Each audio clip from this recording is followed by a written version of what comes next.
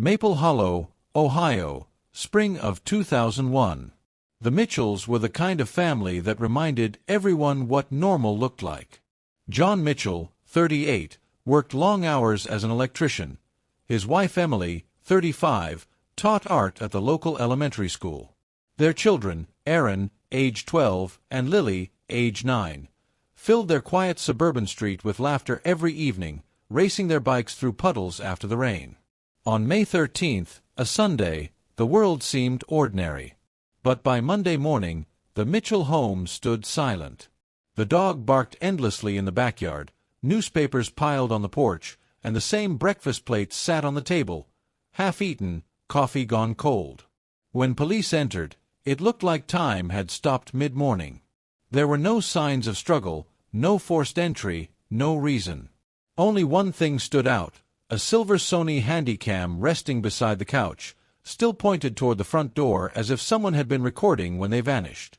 5 years later, during a warehouse inventory cleanup, that same camera resurfaced. And when detectives pressed play, what they saw on that tape shattered every theory the town had held for half a decade. In Maple Hollow, everyone knew the Mitchells. Their home sat at the end of Cherrywood Drive, a single-story, cream-painted house with a front porch swing that creaked in rhythm with the wind. Every summer, Emily hung flower baskets from the porch, while John trimmed the hedges so precisely that neighbors joked he measured the grass with a ruler. They weren't wealthy, but they were the sort of family people noticed because they seemed content. John was known for his big laugh, his beat-up red truck, and his willingness to fix a neighbor's light switch without charge.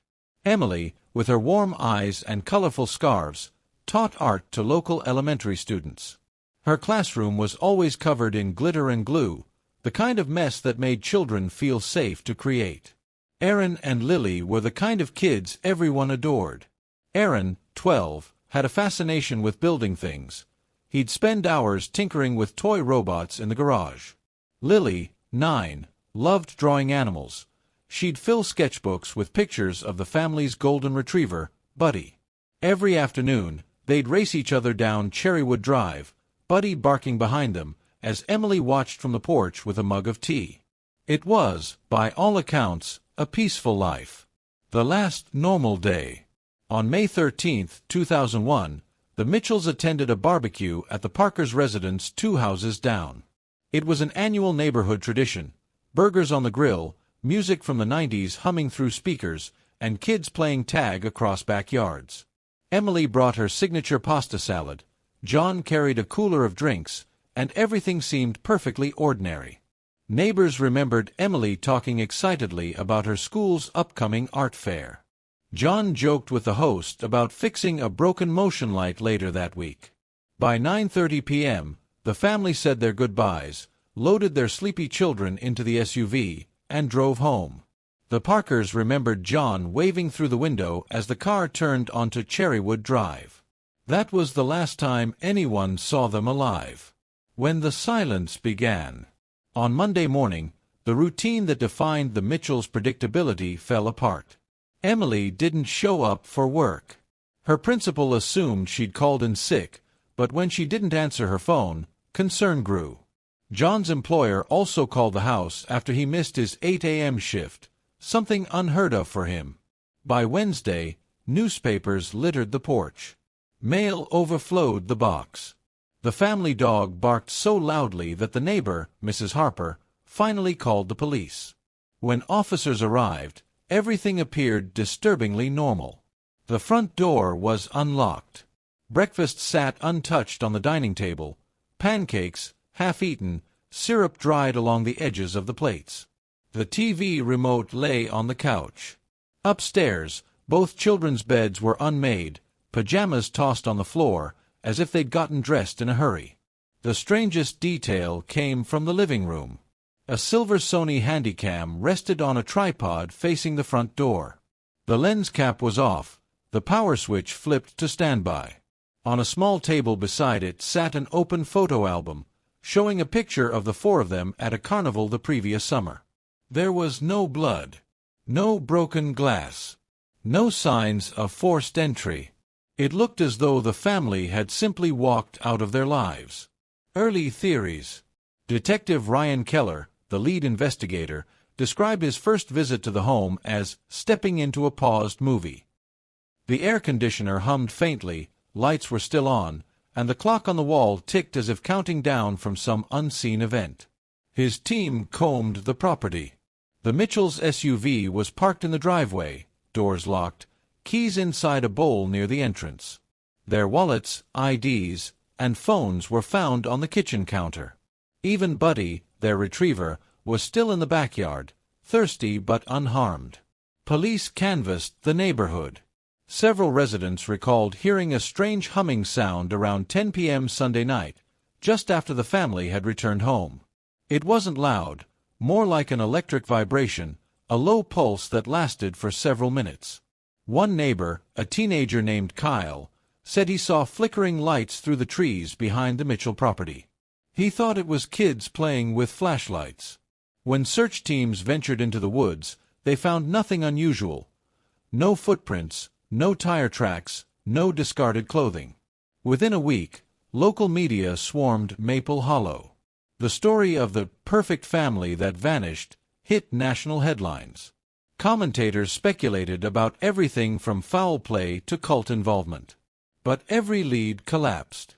There were no ransom calls, no credit card activity, no sightings. The case went cold faster than anyone expected. The house left behind. After months of dead ends, the Mitchell home was sealed and later auctioned. No one wanted to buy it. Rumors spread that strange things happened there. Flickering lights, whispers near the back door, the sound of children running upstairs when no one was inside. The handycam, along with other items, was logged as evidence and placed in county storage. Detectives reviewed the tape briefly, finding only typical family footage: birthdays, Christmas mornings, errand science project. It was labeled non-essential, family media, and forgotten in a dusty evidence shelf. Over the years, Maple Hollow moved on. New families came, the Parkers sold their home, and the story faded from conversation, except for Detective Keller. Something about the case gnawed at him. He couldn't shake the image of the half-eaten breakfast or that camera pointed toward the front door, as if the family had been expecting something, or someone. The day after the Mitchells' disappearance, Maple Hollow was alive with a mixture of concern and disbelief. Neighbors peered from behind curtains, children whispered among themselves, and local news vans parked along Cherrywood Drive, cameras rolling, reporting on the mystery that had suddenly gripped the town. Detective Ryan Keller and his team knew that the first 48 hours were crucial in any missing person case. They began a methodical search of the neighborhood. Officers canvassed each house, asking neighbors for any unusual sightings or sounds. Volunteers joined in droves, forming chains along the wooded areas surrounding the Mitchell home, scouring underbrush and along the banks of Maple Creek. Drones were not yet common, but police helicopters hovered overhead, searching for signs of movement from the air. Despite their efforts, every lead dissolved into thin air. No tire tracks, no footprints, no discarded belongings outside the home. Even the forest behind the Mitchell property, which had been thick and unkempt, yielded no clues. It was as if the family had simply disappeared into thin air. Rumors began to circulate. Some suggested that John Mitchell might have been involved in some secretive debt or dispute. Others whispered about Emily's art students, speculating that a jealous parent or stalker could be responsible. Yet the investigation revealed no conflicts, no threats, no unfinished business. Financial records showed a stable household. The marriage appeared strong. Friends and neighbors described a family that lived quietly, loved each other, and seemed perfectly content. One particularly disturbing detail remained: the humming sound neighbors reported hearing the night of May 13th. Some dismissed it as the faint hum of power lines, others thought it was the neighborhood transformer. But Kyle, the teenage neighbor who had glimpsed the flickering lights, insisted it wasn't ordinary. He described it as a steady pulse, like electricity but alive, almost intentional. Keller made a note of it, though officially it was filed under unverified witness statements. Weeks passed, and the investigation began to stretch thin. Leads to distant relatives and friends yielded nothing. The children's school was combed for absences, but teachers reported no early warnings or unusual behavior. John's co-workers confirmed he had left work on Friday evening as usual, returning home and never missing his Monday shift prior to disappearing. Emily's students adored her. Parents described her as gentle and dedicated. No one had seen anything suspicious. By the end of the first month, Maple Hollow had organized search parties into rotating schedules. Volunteers walked miles of trails, combed riverbanks, and even inspected abandoned sheds. Cadaver dogs were called in, sniffing every inch of the property and surrounding forest, yet they alerted to nothing. Not a scent, not a clue, not a trail. Local media outlets began labeling the case a vanishing without trace. National news picked up the story, and soon the Mitchell disappearance was cited alongside other mysterious missing person cases, drawing conspiracy theories and speculative reports. But Keller and his team stuck to methodical investigation, documenting every detail: the untouched breakfast, the half-packed backpacks, the dog, Buddy, who had not been fed for days but remained in the yard. Months turned into years. Maple Hollow moved on. The Mitchell house was eventually boarded up, a cautionary reminder of what had happened. Residents avoided it, speaking of it only in hushed tones. Some claimed to hear running footsteps or faint whispers near the abandoned home. Others swore they saw flickers of light at night from upstairs windows. None of it was verifiable. Through it all, the handycam remained in police evidence, untouched and largely ignored.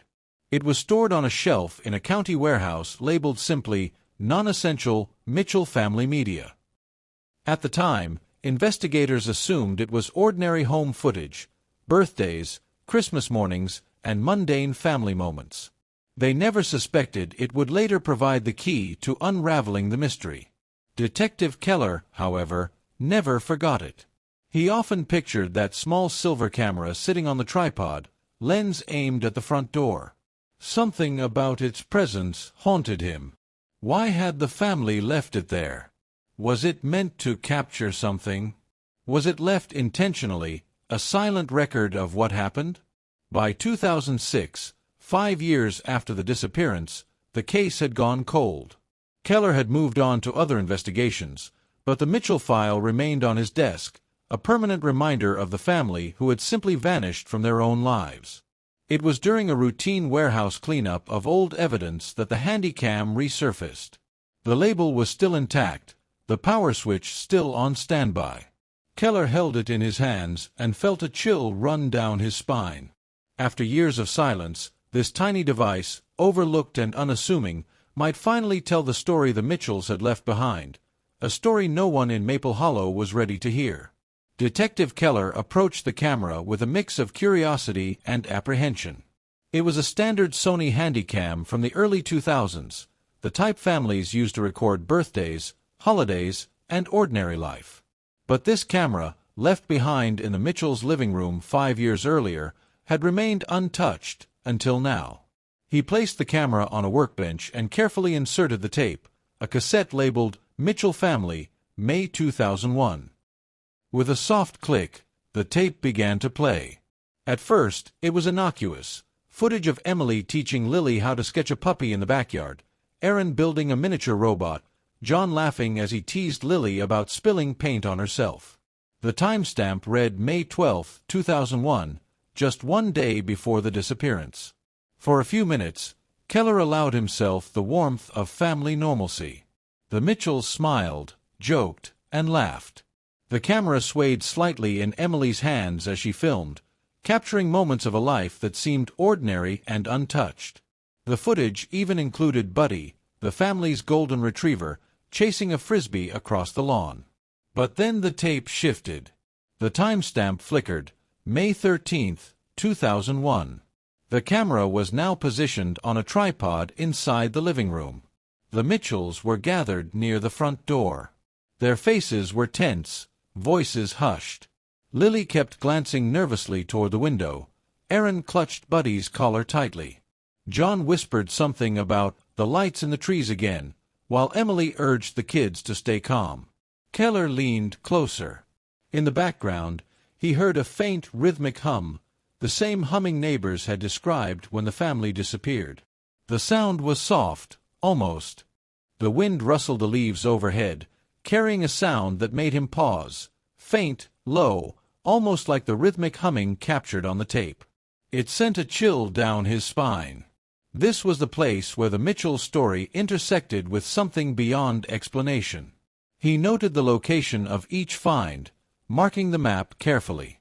Forensic teams documented everything: the fire pit, the clothing fragments, the flashlight, the tunnel, and the bones. All evidence pointed toward a conclusion Keller could not articulate. The Mitchells had encountered something unknown that night. Something that pulled them from the safety of their home into the darkness of the woods. Despite the horror of discovery, Keller felt a sense of relief. The family had been found, in a sense. The trail, however tragic, now existed. Yet the unanswered questions loomed larger than ever.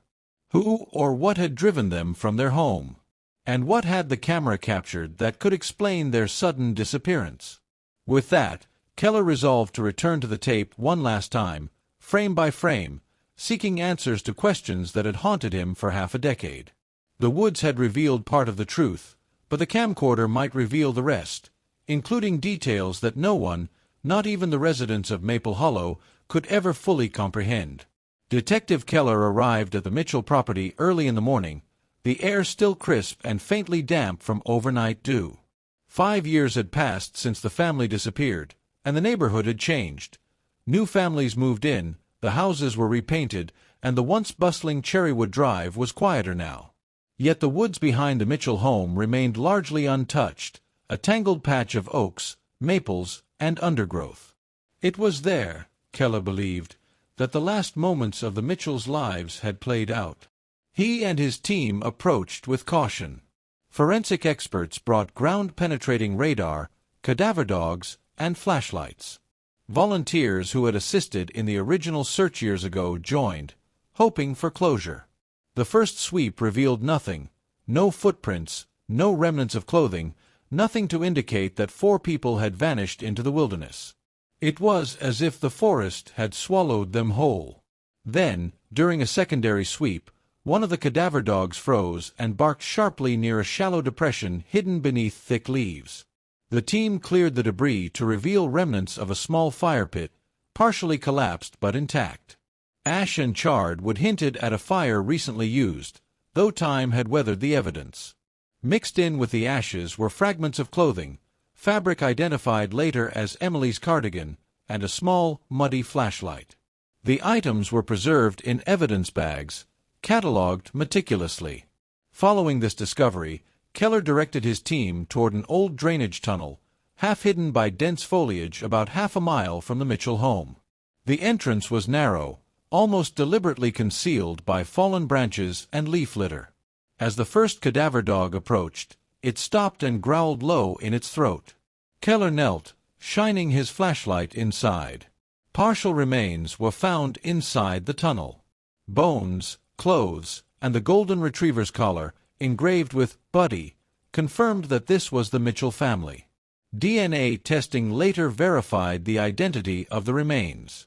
Yet, what puzzled Keller most was their arrangement. The bodies were not haphazardly thrown or dragged. They were positioned in a manner that suggested the family had moved deliberately toward this location.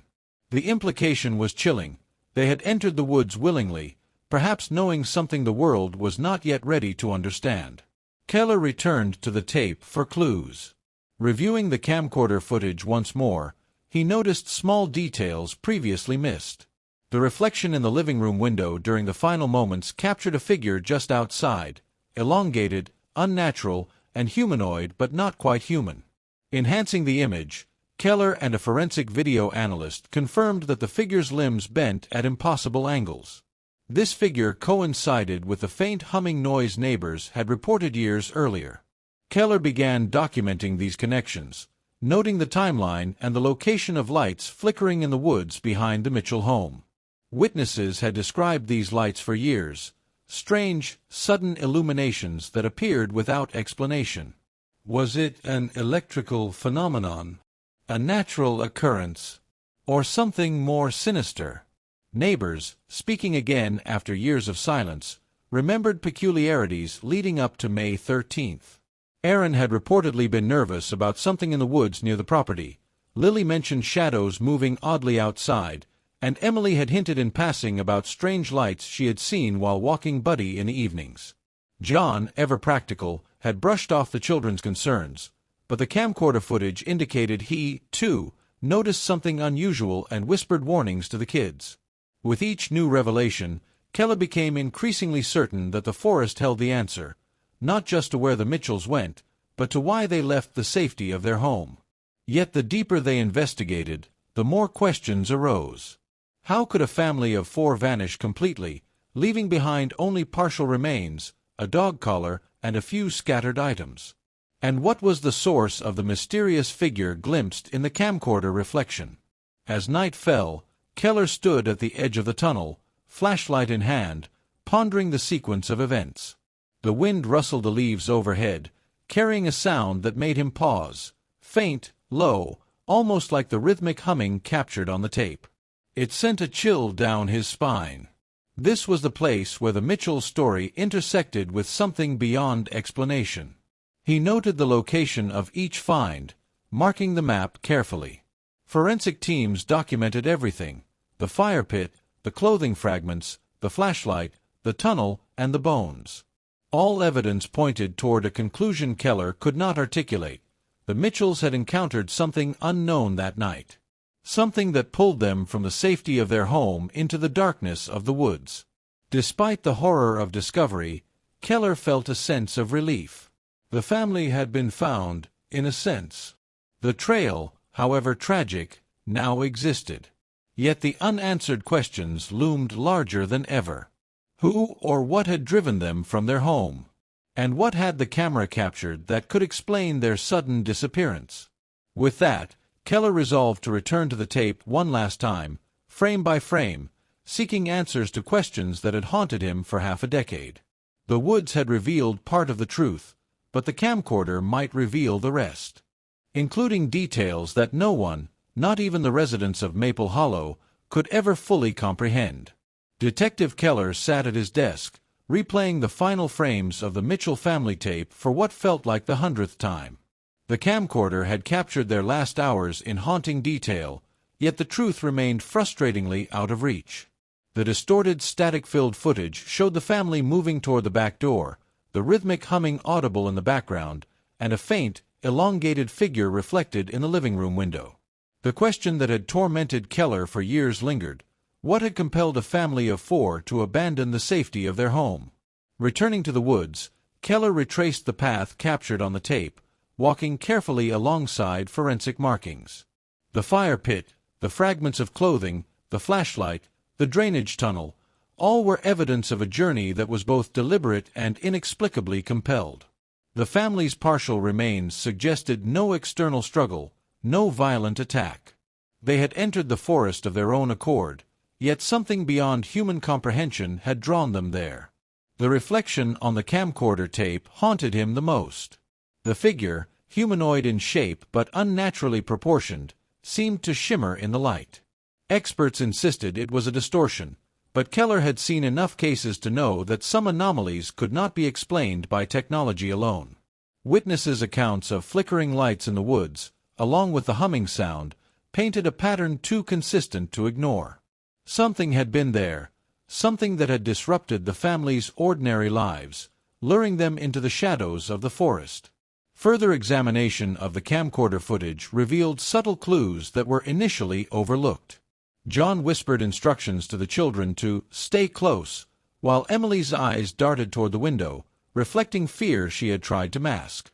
Aaron clutched Buddy tightly, while Lily clung to her mother, sensing danger the adults could not entirely shield them from. The sequence of movements suggested the family knew they were being followed or watched, but by whom or what remained unknown. Keller noted another detail. The flashlight found in the woods was positioned in the same direction as the figure seen in the window. It was as if the family had followed the light, a beacon they could not resist, perhaps a signal of something incomprehensible. The fire pit, the clothing, the flashlight, every fragment now seemed connected to an event that defied conventional explanation. A final, chilling discovery came from a small notebook found in the tunnel alongside the remains. In John Mitchell's handwriting was a single, hurried entry. "If anyone finds this, the lights are not stars. Keep the kids away from the woods." The handwriting trembled slightly, as though the act of writing it had been rushed or performed under duress. Keller felt a shiver run down his spine. This note, combined with the camcorder footage, indicated that the family had been aware of the danger but had been powerless to avoid it. Locals who revisited the site years later described fleeting glimmers of light and the same low humming sound reported in 2001. The story of the Mitchells became a legend in Maple Hollow, a cautionary tale of a family consumed by forces beyond understanding. Yet for Keller, the case was not a legend. It was a puzzle, partially solved but forever shrouded in mystery. No definitive cause of death could be recorded. The coroner cited environmental exposure, though the circumstances of their journey remained inexplicable. The partial remains, the flashlight, the camcorder, and John's final note were all the evidence that survived, a haunting puzzle piece of a narrative no one could fully reconstruct. In the end, the camcorder remained the most revealing artifact. It offered a glimpse into the Mitchells' final moments, preserving a record of fear, caution, and the inexplicable force that led them into the woods. Keller kept a copy locked away, unable to watch it without reliving the terror of discovery. The case left a lasting impact on Maple Hollow. It became a story whispered among neighbors and shared cautiously with outsiders. Some say the lights still appear in the forest at night, and the faint hum sometimes carries through the trees, a reminder that the Mitchells' final journey was witnessed by something not entirely of this world. For Detective Keller, the lesson was clear. Some mysteries do not conclude neatly.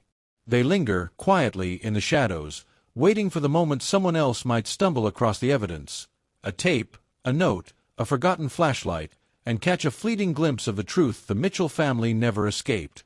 The Mitchells were gone, but their story, captured on that small camcorder, endured. A silent testament to the night a family vanished, leaving behind only fragments of their lives and a mystery that would haunt the town forever. The Mitchell family's story remains one of the most haunting mysteries Maple Hollow has ever seen. A husband, a wife, and their 2 children vanished from a home that looked untouched, leaving only a dog, a half-eaten breakfast, and a silver camcorder behind. 5 years later, the rediscovery of that camera finally revealed a glimpse into the final hours of their lives. Moments of fear, urgency, and an encounter with something inexplicable. The footage, enhanced frame by frame, showed a family aware of danger yet powerless to resist it. The strange lights in the woods, the rhythmic humming, and the faint humanoid figure captured on tape suggest forces beyond ordinary understanding. John Mitchell's hurried note, warning anyone who might find it to keep the kids away from the woods, confirms the dread they faced in those final hours. Even with the partial remains recovered, many questions remain unanswered. What compelled them to leave the safety of their home? What was the source of the lights and the figure in the forest? And why did it leave only fragments of their lives behind? For Detective Keller, the case is a permanent reminder that some mysteries are never fully solved. For Maple Hollow, it is a story of caution, a tale shared in whispers, a reminder that ordinary life can be interrupted in ways we cannot predict or understand. The Mitchells may be gone, but their story endures, frozen forever on that small camcorder, a silent witness to the night a family vanished and the secrets they left behind.